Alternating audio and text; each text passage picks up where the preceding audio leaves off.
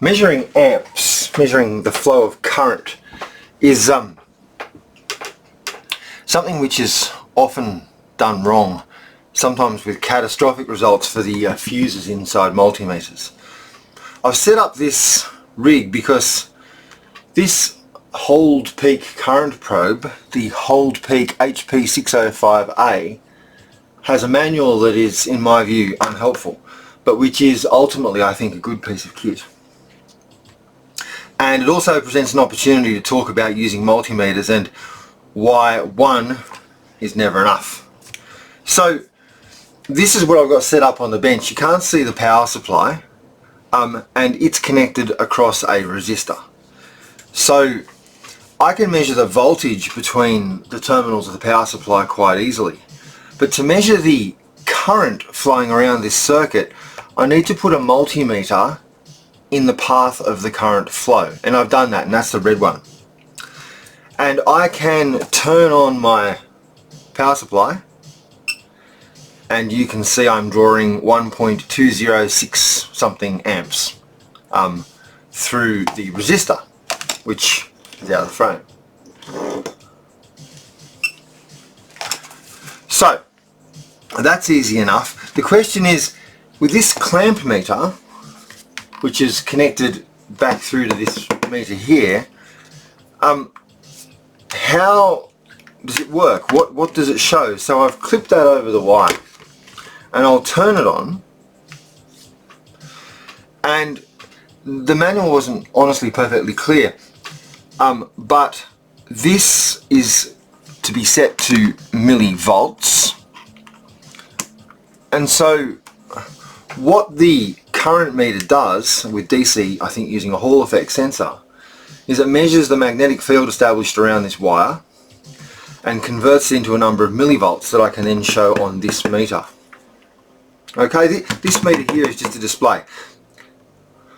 What we should expect is for this meter and to show in amps what this meter shows in millivolts. I will turn on the power.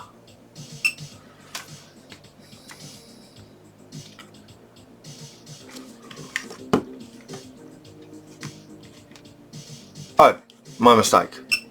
The first thing I have to do is press the relative button, which normally is used to compare two voltages, but it's also normally how you reset a multimeter display to 0.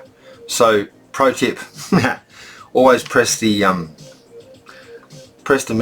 relative button to 0 the meter when using something like this current clamp. So, power on. So it goes back to how it was, back to relative. There we go, 1.1, 1.2 millivolts and 1.2 amps. And if I increase the current output, I stand a chance of setting the, to say 2 amps on the power supply. The resistor, I can smell it already, but there you go, 2 millivolts, 2 amps, 2 millivolts, 2 amps. So let's get that off. I can smell the resistor already heating up. It can only dissipate 10 watts nominally, and it was more than double that. So this is the setup.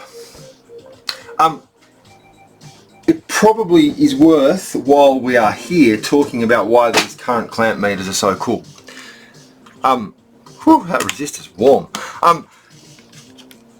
They can clip around any conductor. The better ones can do AC or DC. You need to select it. A lot of the older ones, and definitely the cheaper ones, will only do AC because it's easier to pick up the magnetic field as the AC pulses through its cycle.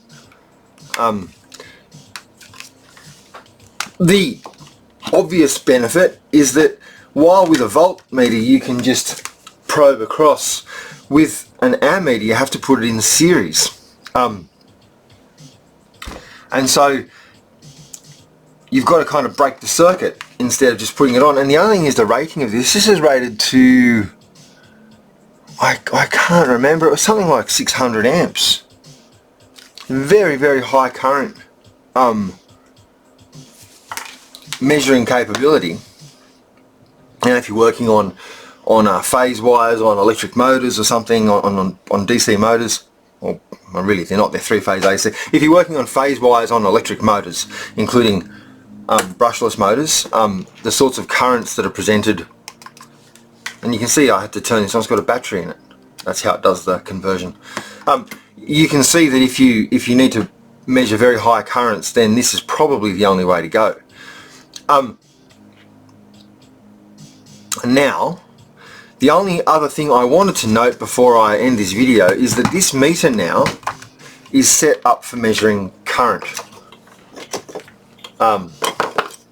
These are great. Let's go over these probes. This is set up now for measuring current. What that means is that the resistance between these two is quite low. And there's a fusing line. If I forget to move these leads and plug this beautiful meter into a high voltage, high current source, it will detonate the fuse in there quite aggressively, which is why there's special fuses normally. They should be. So I always, if I've been measuring current before I pack the meter away, before I do anything else, as soon as I'm finished, I reconfigure the meter for measuring voltage and make sure that neither of these are in use, confirm that, and we're good to go. So what can we say? We can say that these, whether they plug into a multimeter, which lets you have a remote display, or whether you buy one that just clamps on directly, like this fellow, are a great idea. And this particular HoldPeak one appears to deliver a millivolt per amp, based on what we saw here on the bench today.